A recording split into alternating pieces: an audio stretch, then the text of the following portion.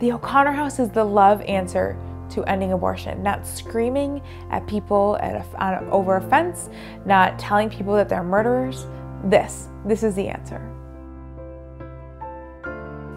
When I came to the O'Connor House, I was scared and hopeless. This was my last chance. I was on parole and I had been homeless and pregnant and sleeping on park benches. That's not good for parole officers. I didn't want to raise my son. I didn't want to be a mom in that environment. Before the O'Connor House, my daughter and I slept on the floor. I've been homeless for 3 years, so I've seen the lines for food, I've seen the shelters, I've stood in lines for mats, you know, the whole 9 yards.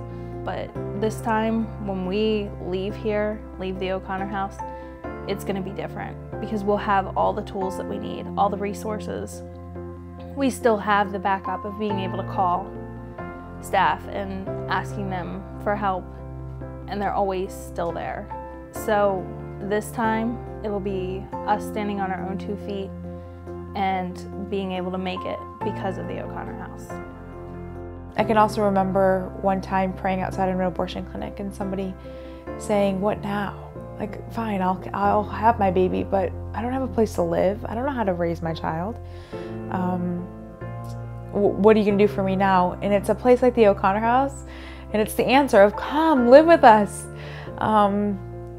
We'll feed you, we'll house you, we'll help you find a job, we'll get you where you need to go. It's not gonna be easy, but it's gonna be worth it. So we actually offer an option, an actual viable option, a solution to women thinking that their only choice is abortion.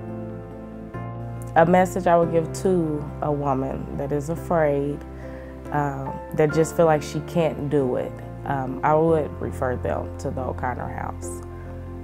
And it's gonna be okay. No matter what your situation looks like, trust me, you'll get through it. You will. It's hard work. You will shed tears. You will feel like, oh Lord. But that's who you call on. And He's here, He's watching.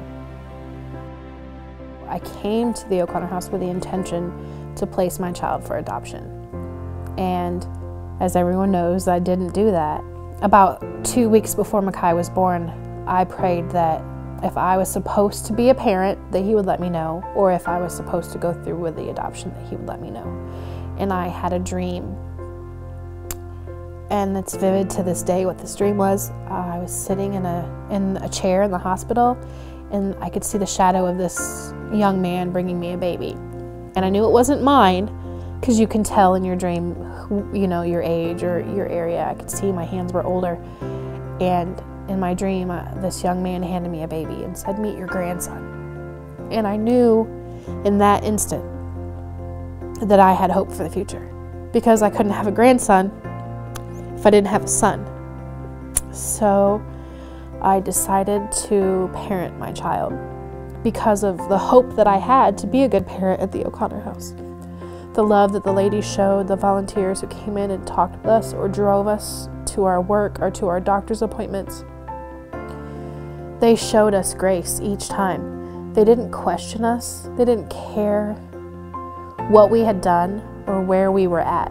They just showed us genuine love. And that's what gave me hope. And that's what still gives me hope, knowing that these people invested in our lives. And they don't want anything back. They just want to see us raise our children in the best way that we can, or to share our children with someone who will raise our child in the best way that they can. The staff at the O'Connor House is different than other shelters. This isn't a job. To them, this is their hope. This is what they want to see things become in this world.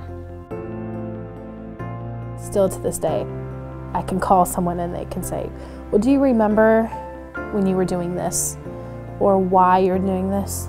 And it makes me happy. It gives me just a sense of that life doesn't have to be full of despair, that there's hope for the future. And I have hope for the future because I had the O'Connor House. They helped me through so many They helped me become who I am now. And I'm proud of who I am now. And I don't think I was before, but I'm proud. I'm proud to say that I lived at the O'Connor House. I'm proud to be affiliated with it. I'm proud to speak about it because they gave me a future.